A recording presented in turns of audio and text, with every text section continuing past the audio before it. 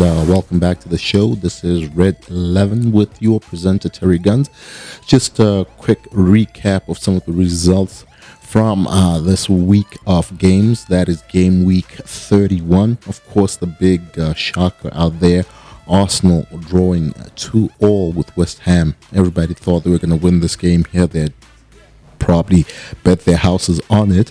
Alas, it was not to be. Odegaard and Jesus had actually put Arsenal in the lead before Ben Rama and company, yanked back the game from the jaws of defeat. This is very damaging for Arsenal going into that game with Man City in about 10 days' time. But hope springs eternal, they say. Who's to say that Arsenal will not go to Man City and pull off the impossible? It is still an open title race, in my opinion. But we'll see how Arsenal fares at City. And from there, I think we'll have a clearer picture of where the title may end up at the end of the season. In my opinion, as always, is going to be City. But from an impartial perspective, let's just wait and see what happens. Moving on, some of the results from the previous day. Aston Villa eviscerated Newcastle. Newcastle were trying to, maintain their hold within those Champions League spots. They were actually dismissed 3-0 by Villa. Ollie Watkins on the score sheet yet again, a brace there. I think he scored in his last 6 or 7 games. Just a ridiculous return at this particular stage of the season, and the young man is actually beginning to mature and deliver upon his incredible promise from seasons past. Good job there, Ollie Watkins. Brighton 2-1 over Chelsea. Another shocker for Chelsea. They've chopped and changed teams, managers, but right now everything is a mess. Frank's homecoming, Frank Lampard, that is, has been a total disaster as of this moment. But who knows? He loves the club. He knows the structure of how Chelsea is built. But loyalty and love, is that enough over technical brilliance or technical competency? It remains to be seen. 2-1 to Brighton, and Brighton going from strength to strength, and European football looking like a possibility this particular season. Everton surprisingly lost 1-3, or rather 3-1 to Fulham at home. Sean Dyche not known to lose too many home games, so that came as a surprise to all of us all here.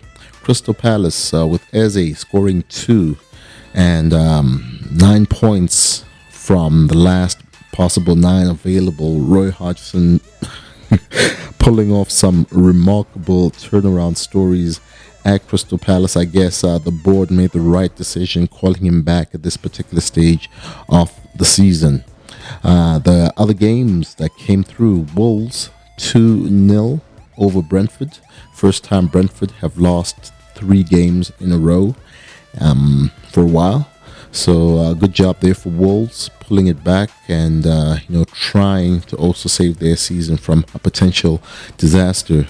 Spurs have been struggling of late. It's been topsy-turvy rather, because we have those managerial stories with Conte and everybody basically making Spurs the laughing stock of the Premiership in terms of how the club is being run. Although Daniel Levy is known for being financially astute, there are questions obviously about the sporting project, and that's where they question players such as Harry Kane, whether it's in his best interest to pursue this particular path with Spurs rather than go somewhere else and actually compete for trophies. But it remains to be seen where Harry will be next season. I know he did try to leave a couple of seasons ago, and there's some chatter about Bayern Munich and possibly Manchester United. But in the meantime, they have to worry about results like 3-2.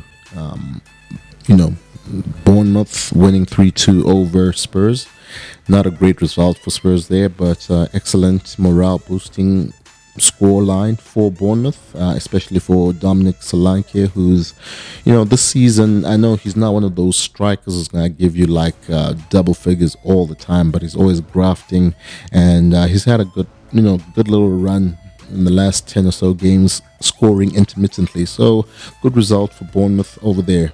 The other game yesterday, with title implications, Manchester City 3-1 over Leicester. Leicester, they did give a good account of themselves in the second half. They tried to rein in Manchester City, but the damage had already been done in the first half. So Man City looking good, value for money right now. They're all peaking around the same time, and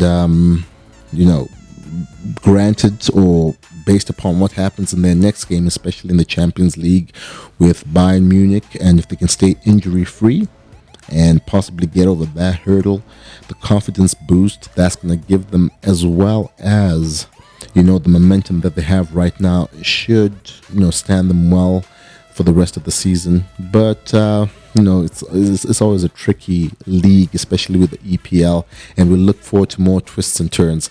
But this is Terry Guns, and we'll catch you tomorrow for the Liverpool Leeds game, which should also be like a really, really cracking game, especially for these two teams which like to pass the ball around. They high energy teams. It should make for a good game for a Monday night. Well, Red 11, catch you later.